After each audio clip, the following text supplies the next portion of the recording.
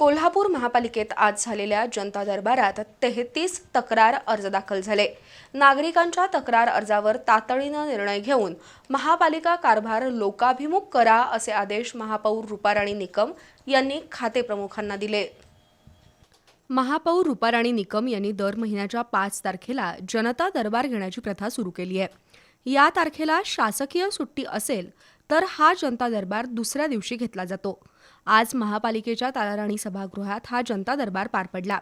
जनता दरबारमधील यापूर्वीचे अनुभव लक्षात घेता नागरिकांनी मागील तक्रारी पुन्हा पुन्हा सांगू नयेत, तसंच आपल्या समस्या थोडक्यात मांडाव्यात अशी सूचना केली।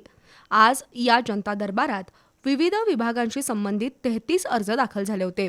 यामध्ये सर्वाधिक 11 अर्ज नगररचना विभागाशी संबंधित होते। या सर्व तक्रार अर्जांवर समाधानकारक निर्णय घेऊन महापालिका कारभार लोकाभिमुख करा अशी सूचना महापौर निकम यांनी खाते प्रमुखांना दिली। यावेळी अतिरिक्त आयुक्त शिल्पा दरेकर यांच्यासह खाते प्रमुख उपस्थित होते।